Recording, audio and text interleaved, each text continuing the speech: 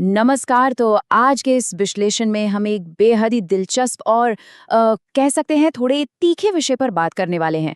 हम चर्चा कर रहे हैं नेफी नेतृत्व यानी राजेंद्र जाट और कुमार देवाशीष पर गुरप्रीत सिंह हीर की एक बहुत ही बेबाक आलोचना के बारे में। ये ना एक ऐसा विश्लेषण है जो बड़े बड़े हवाई कॉर्पोरेट वादों और जो जमीनी हकीकत है उसके बीच के अंतर को बिल्कुल शीशे की तरह साफ कर देता है।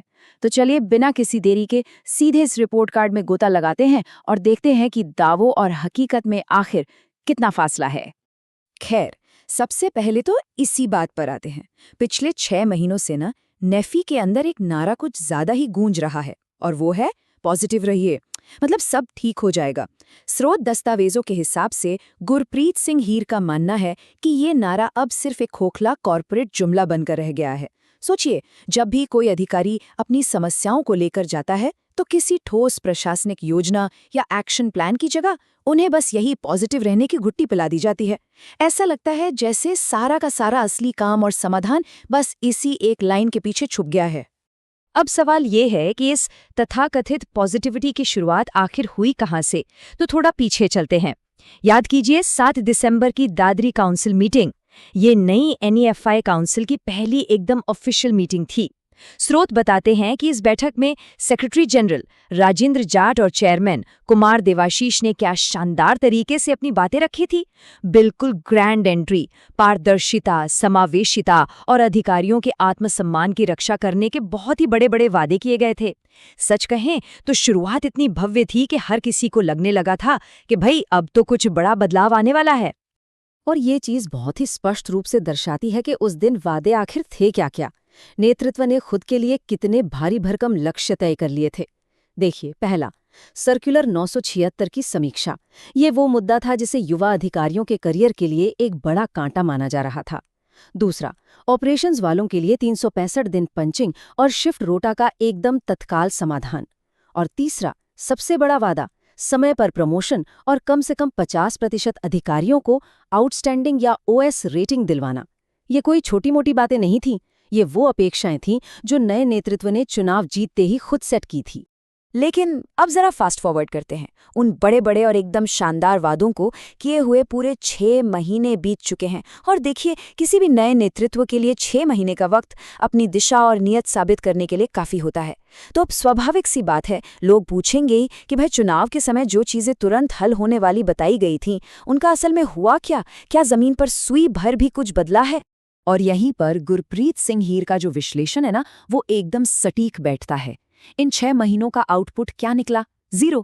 जब अधिकारी अपने उसी प्रमोशन, शिफ्ट रोटा या उस विवादित सर्कुलर के ठोस समाधान के बारे में पूछते हैं तो उनके हाथ में कोई ऑर्डर या रिजल्ट नहीं आता।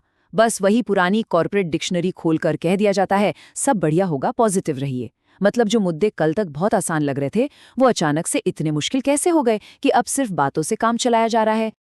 अब अगर हम इन दोनों कार्यप्रणालियों को आमने सामने रखकर देखें तो तस्वीर एकदम साफ हो जाती है। एक तरफ वो पुरानी बॉडी थी। स्रोत साफ बताते हैं कि जब उनके टाइम पर कोई विवादित सर्कुलर आता था तो अगले ही दिन जमीन पर एजिटेशन शुरू। उन्होंने सिर्फ हवाई बातें नहीं की, कोर्ट केस किए, तगड़ा विरोध किया और चीजें जमीन पर उतार कर दिखाईं। नतीजा, उसी महीने के आखिर तक प्रमोशन के रिजल्ट्स आ गए। और दूसरी तरफ हमारी ये वर्तमान टीम है।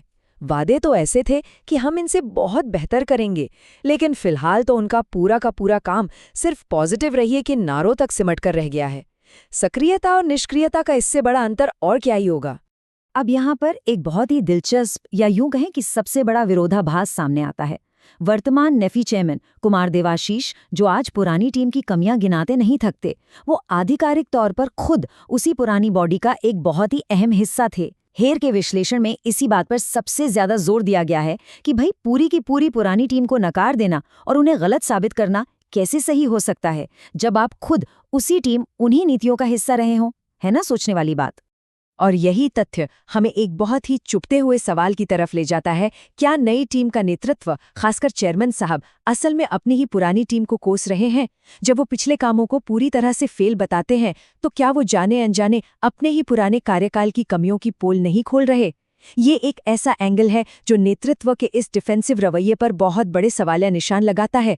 और अगर हम सिर्फ स्रोतों को पढ़ें बिना किसी का पक्ष लिए तो ये साफ दिखता है कि यही वो विरोधाभास है जिसकी वजह से अधिकारियों के बीच अविश्वास बढ़ता जा रहा है। चलिए थोड़ा और आगे बढ़ते हैं और देखते हैं कि कैसे अब नया खेल शुरू हो गया है, जिम्मेदारियों को दूसरों के सिर मढ़ने का। विश्लेषण बताता है कि जब शीर्ष नेतृत्व से तीखे सवाल किए जाते हैं तो उनका नया तर्क ये होता है कि कोल इंडिया या एनसीएल जैसी कंपनियों में भी तो लोकल एसोसिएशन ने ही शुरुआत की थी, मतलब यहाँ भी स्थानीय नेतृत्व ही आगे आए। इस तर्क के पीछे जो टॉप लीडरशिप है वो साफ तौर पर अपनी जिम्मेदारी से पल्ला झाड़ती नजर आ रही है। और तो और ये भी ज्ञान दिया जा रहा है कि आप एग्जीक्यूटिव कैडर में हैं, इसलिए आपको यूनियन स्टाइल की राजनीति से दूर रहना चाहिए।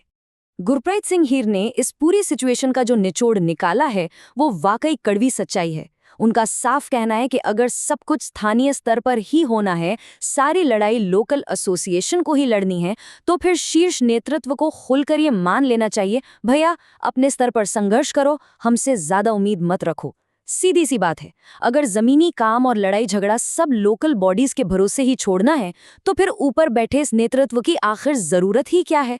ये तो एक तरह से खुद के अप्रभावी होने की खुली घोषणा हो गई ना। तो यहाँ सबसे क्रूशल पॉइंट ये है, हमें स्वस्थ समर्थन और चाटुकारिता के बीच का फर्क समझना होगा। देखिए, किसी भी लोकतांत्रिक संगठन में सवाल पूछना कोई नेगेटिविटी नहीं होती। अगर लोग चुनाव में किए गए वादों को याद दिलाकर सवाल कर रहे हैं तो ये बिल्कुल जायज़ जवाबदेही है। लेकिन दूसरी तरफ कुछ लोग बस यही रट लगाए हुए हैं कि नई टीम कोशिश तो कर रही है, वो भी तब जब जमीन पर रिजल्ट बिल्कुल जीरो है। विश्लेषण में इसे ही चाटुकारिता कहा गया है।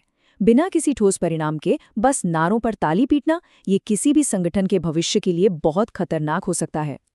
और इसी के साथ हम इस पूरे विश्लेषण के बिल्कुल अंत में आ गए हैं। इस पूरी चर्चा को अगर एक सवाल में समेटा जाए तो वो सवाल ये होगा, क्या अधिकारियों को सिर्फ खोखली पॉजिटिविटी और इन चमचमाते कॉरपोरेट नारों की जरूरत है, या फिर उन्हें असली जवाबदेही और जमीन पर दिखने वाला ठोस काम चाहिए? क्या ये निर्वाचित प्रतिनिधि सिर्फ मीठी मीठी बातें करने के लिए हैं, या फिर अपने किए गए वादों को सच में पूरा करने के लिए? ये एक ऐसा सवाल है जो हम यहीं छोड़ रहे हैं ताकि हर कोई इस मौजूदा सिस्टम और वादों की हकीकत पर खुद गहराई से विचार कर सके।